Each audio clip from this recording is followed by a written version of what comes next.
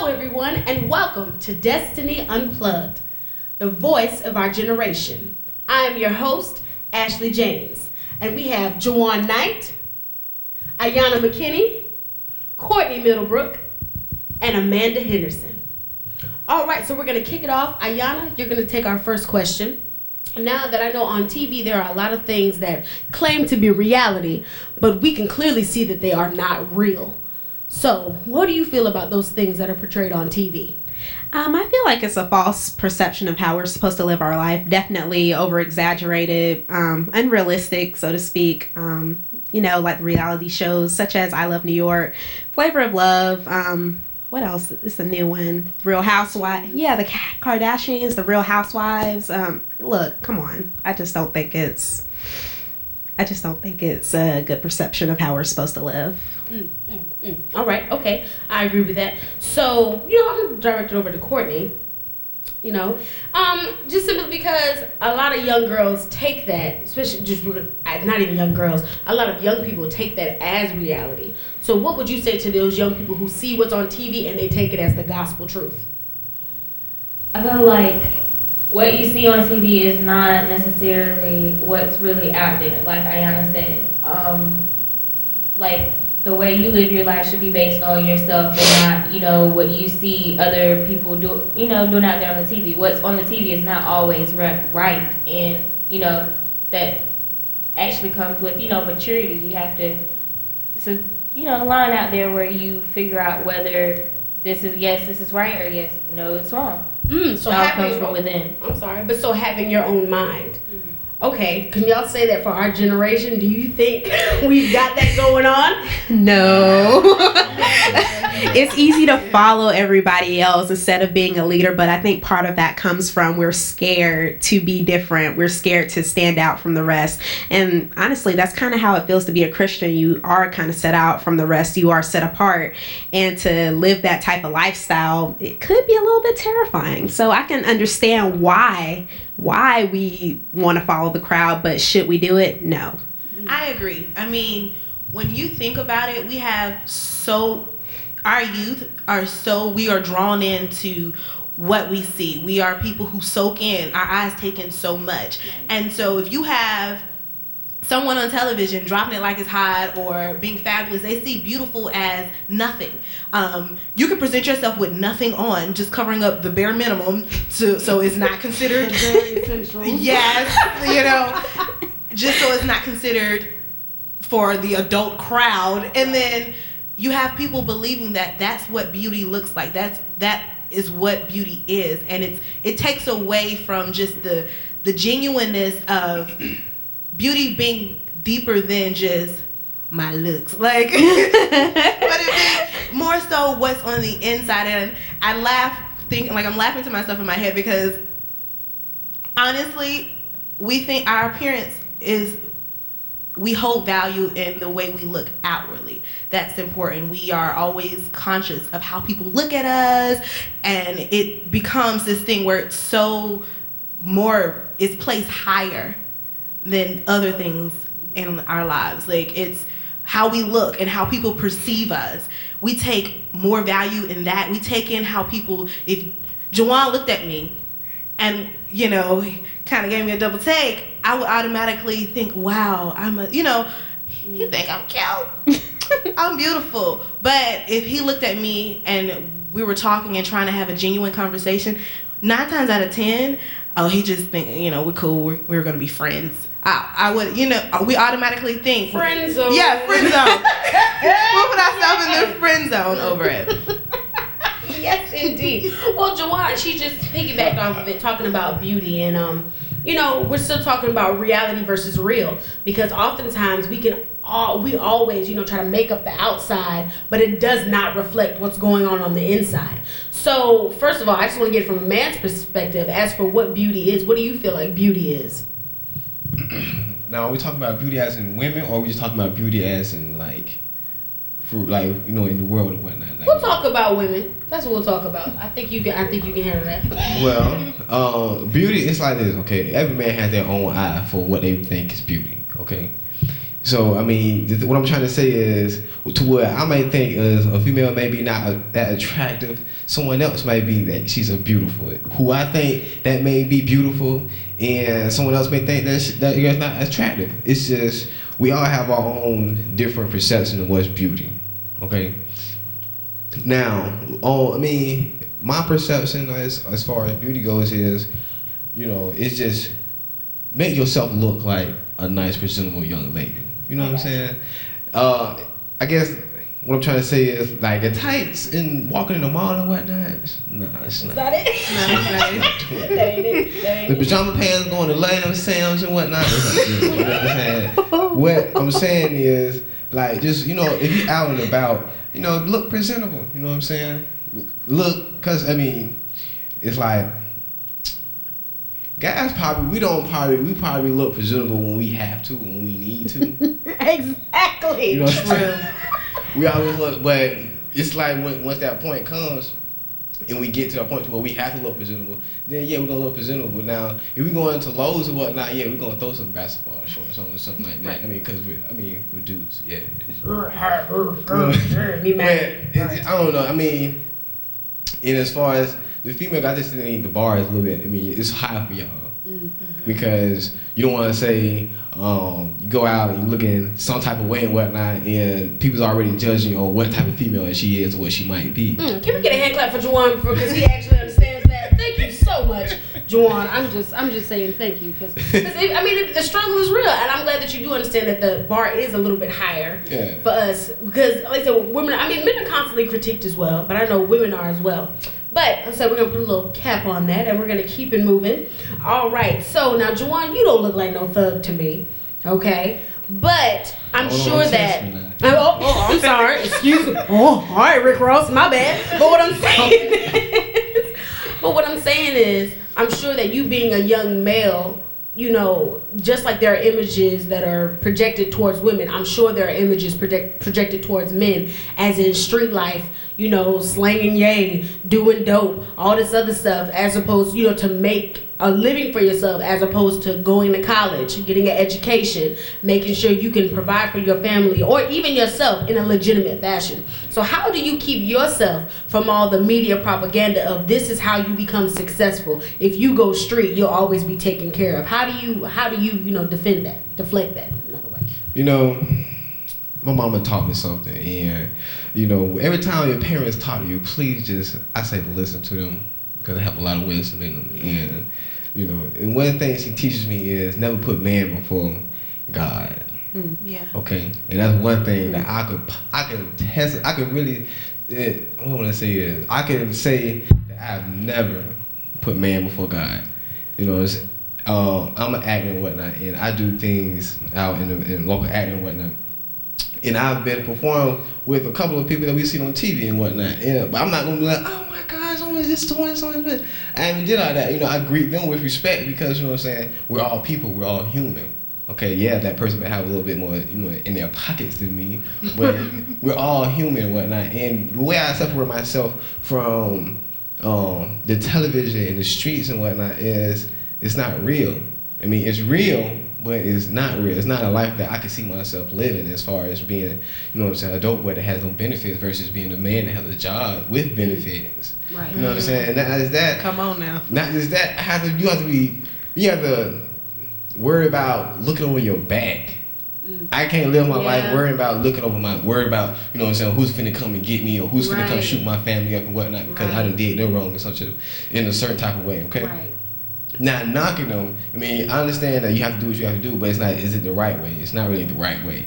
Right. As far as how you want to go get money, okay? Yes. Get money. It's always an alternative for getting money. I feel like you should take your talents and you should use them, and I think that your gifts, whatever you like to do, you should use those and you should pursue those to get your money or however you want to get your hustle on and whatnot. Right. Okay. All right. To touch on that topic just a little bit, I just feel like the things that they put on TV about the street life, they don't catch the reality about it. They make it a little bit more glorified, making it seem like out there dealing with drugs and everything else. It's the only outcome is positive, when in reality it's not always positive. You do have, the negative consequences. What you do is going to have a consequence to it, whether it be good or bad. And that part they seem to block out a lot on TV, and that's something they need to, portray. That's what you have to do when you're sitting at home watching TV.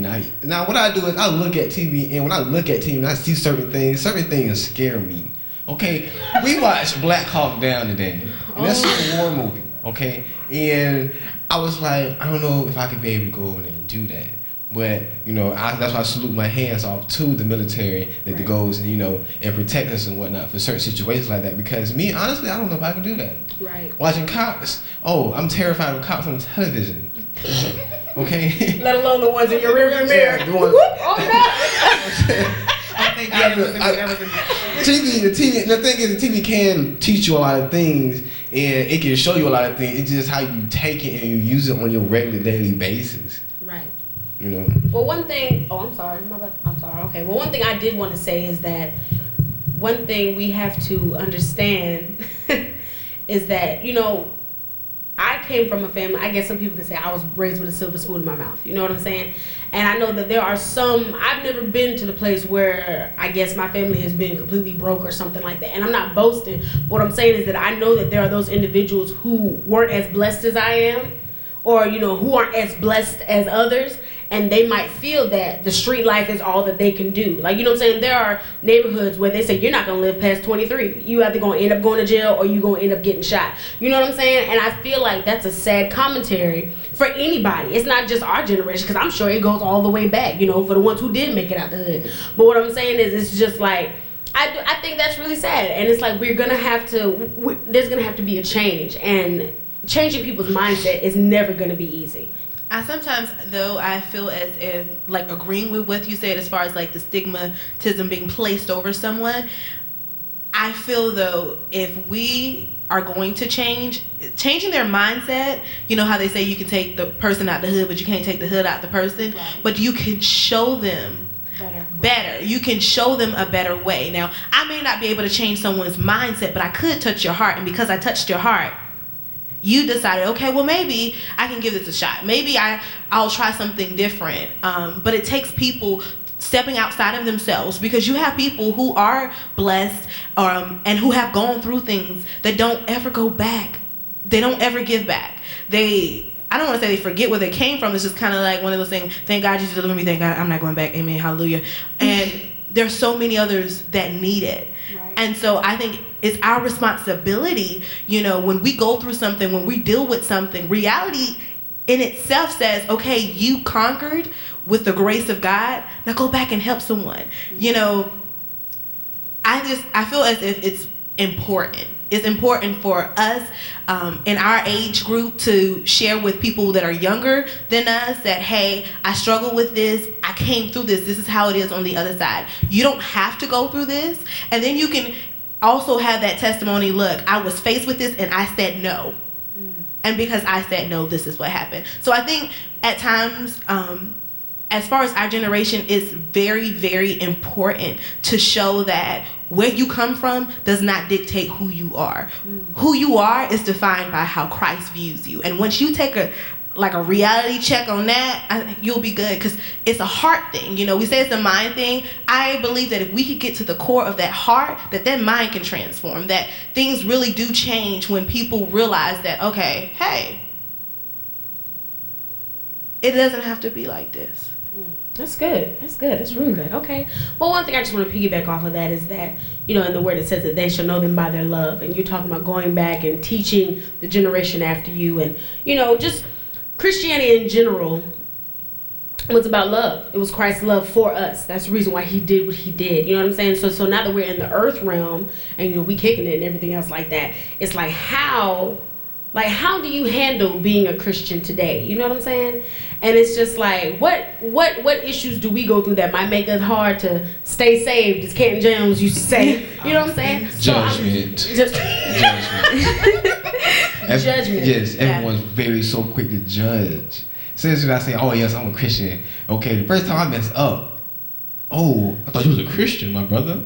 I thought you were so saved and sanctified. Right. You know what I'm saying? I think that's the hardest thing. I think that's the hardest part about being a Christian. Being judged. Courtney, what do you think? Being judged.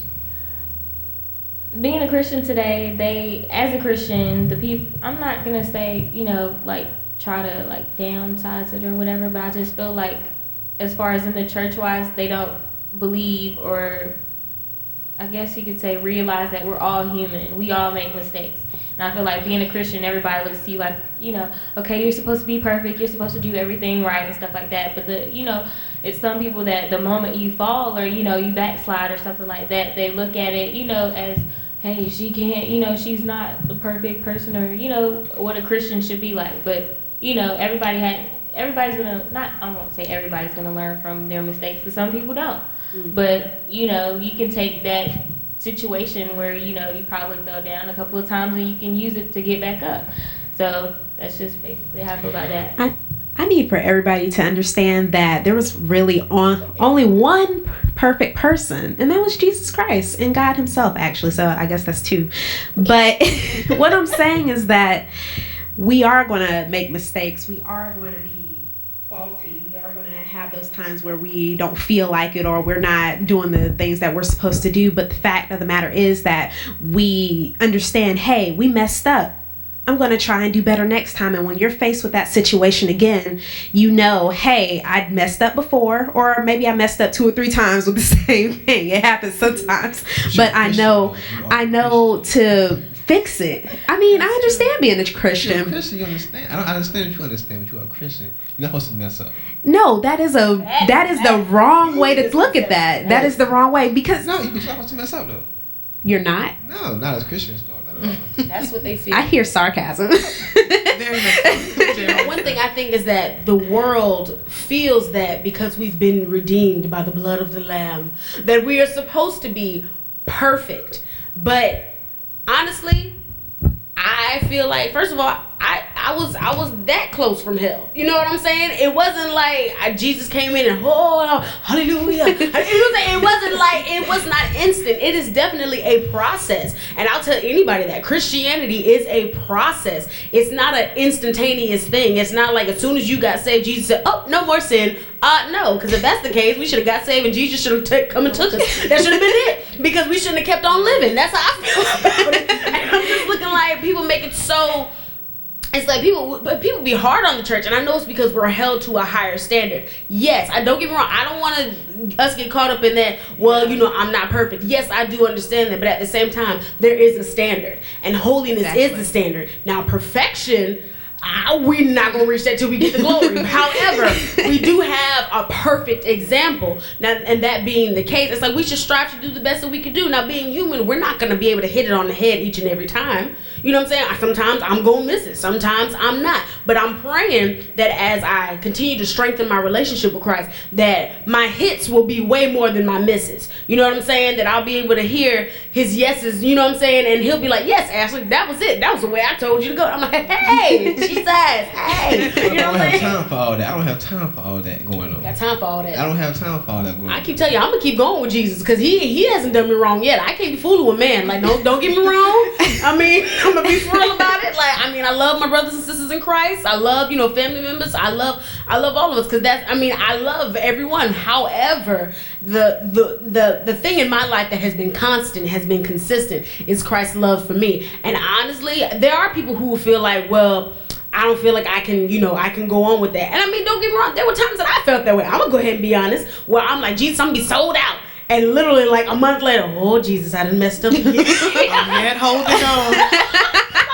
I'm struggling. You know what I'm saying? You know what I'm saying? And I'm just looking like, well, you know what, Ashley, you either gonna do this thing or you're not. Man, oh my gosh, and we're just talking about doing this thing for Christ, and that actually prepares us for the next thing that we're going to talk about, is going to the next level in life, and that can be taken many different ways. But of course, I'm going to direct it to you, Amanda, because Amanda is our college graduate over here. Yay! Okay.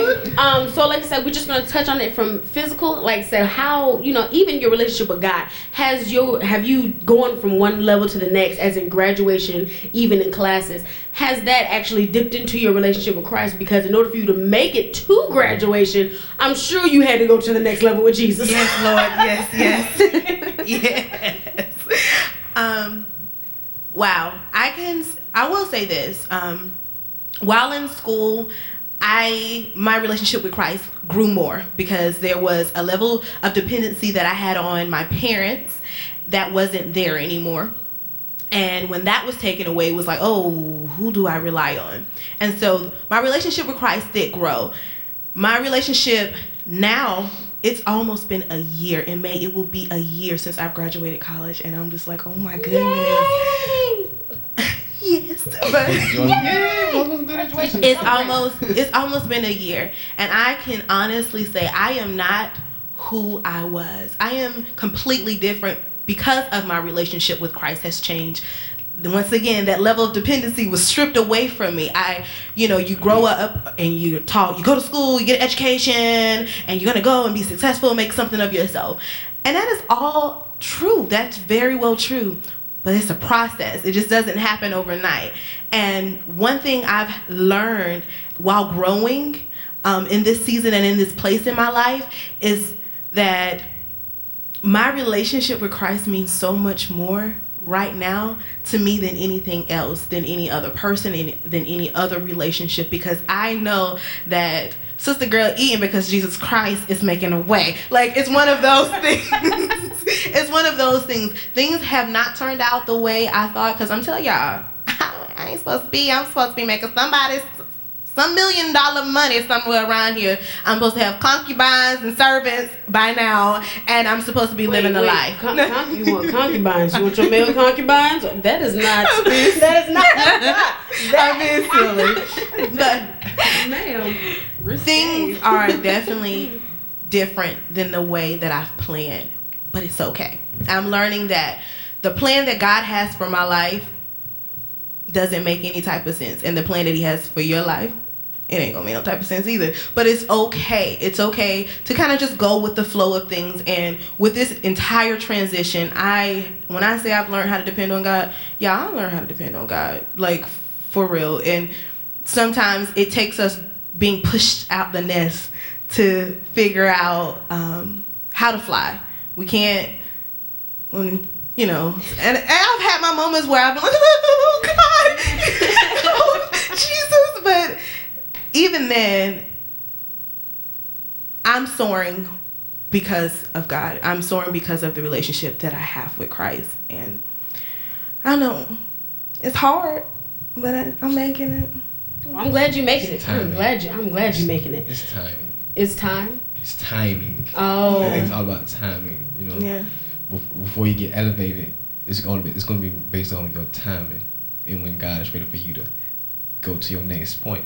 And the thing is, you have to be prepared. Mm-hmm. If you're not prepared for it, he's not going to elevate you to the next spot. Right. I think that's part of the reason why we have to go through the process. Yes. We have to go through the beatings and the training. It doesn't feel good. It never feels good. It never feels good. But the things that don't feel good sometimes are the best things to happen to us. And once we get over that hill, the mountain, or whatever we cross over the desert, whatever you prefer.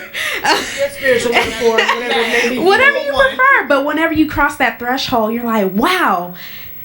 Here it is. Thank you, Jesus. But no, the process isn't going to feel good. And as young Christians, we need to understand that through our walk with Christ, through our daily walk in life, we're going to have days where we're not going to feel good. We're going to have days where we feel like quitting. But once you look to God and you're like, okay, keep me going, you're going to have to just keep talking to God and keep asking God, say, hey, I need you to help me through this. I need you to help me through this process. It is a process. You have to ask to go through it. Yes. Sometimes I don't want to ask God for nothing. I just feel like I ask him for too much. Because you think you can do it on your own. That's what's wrong with us. We think we could do it on our own, and I know I can do it on my own. I got here. Oh, I guess.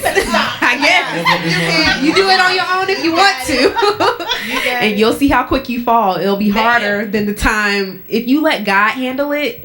I promise you, it won't be as bad as if you handle it. Yeah, he's the best fixer-upper. Yes. I do know that. Indeed. About that. Goodness gracious, y'all was so silly. I can't. You guys are good for me. All right, okay. No, but just even talking about that, the process and the preparation. I just want to oh gosh, hitting on keeping it holy. Keeping it holy. I'm gonna give that to Courtney. What do you think keeping it holy means? Like, what do you feel about that? Like, as young Christians today, we're supposed to keep it holy, but you know, what is holiness? What is the standard? Is it merely an illusion? Is it merely something that I see? Is it the life that you live? Like, what is it? Because I think oftentimes we really don't know. We think that because your dress goes all the way down to your feet, you know, because your shirt comes all the way up on your neck, that you're holy. But oftentimes that's not even the case. So what do you feel about that? Holiness is all about the life you live.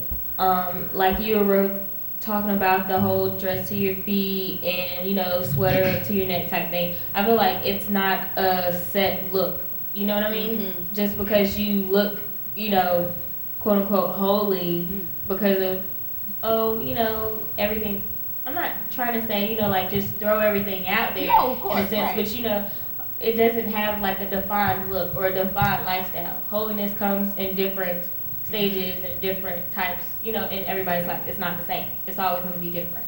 Whereas, you know, you may feel like, okay, you know, I can't wear certain things or I can't do certain things, that, you know, that's your definition of holy.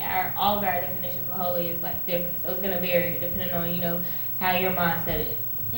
Okay, that's good. That's good stuff. One thing I can talk about is a lot of times, especially being young, we are tempted to go out and partake in the vices of the world, you know, drinking and smoking and going to the club. Y'all know what I'm talking about. And going right. Well, but you know what? To be completely honest, I love to dance personally, and just because I've been saved since I was 7 years old.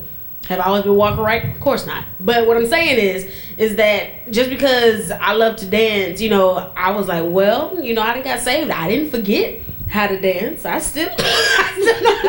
mean, if push came to shove, I could still juke with the best of them if I really needed to. However, there is a certain level of holiness that even when I did go out to clubs and stuff like that, I mean, yeah, there were my times, don't get me wrong, I had my fun. I'm not even gonna lie to y'all, I had my fun.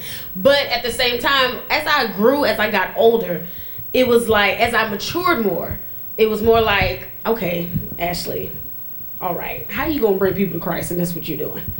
Like, how you really, I guess it became more of a responsibility thing. But it was just like, how, you know, you want to tell somebody they can be holy. It's not, you can't be, you're not perfect, but you can be holy. You don't have to, you know what I'm saying, be the girl with the feet on the wall, handstand. You know what I'm saying? You ain't got to be, yo, I didn't see it. I'm looking like, you wow. But you don't have to be that girl. But at the same time, I know I struggled with my identity being stripped away because I was like, okay, I'm not that girl, but I still like to dance. So how do I find that balance? How do I still be young and holy? How do I still have fun but please God? How do I enjoy my life without putting Christ in a box? Like, how do I do that? Honestly, I think that's defined by the person, the individual, because we think that going to the club is the only way to have fun. If that's what you think fun is, if we begin to think differently of what fun could be, or if we define fun for ourselves. For me, I've never been to the club. Never been to the club. I don't even know what one looks like on the inside. Been to a party? I really don't know. Juke joint. I've never been. But I had so much fun. I love having fun. And so to me, I define fun. If I'm gonna dance or whatnot, me and my girls, we in the dorm room, we in the apartment, we're wherever we are, the parking lot. Turn the music up. Hey, okay, I'm tired. But that's what that's what I define as fun. You may look at me like, this chick is lame. But that's how. You gotta say it like that. But I feel like when it comes to what we, as like she said, I hope that you guys enjoyed our broadcast on today and tune in next time with us. This is Destiny Unplugged, the voice of our generation.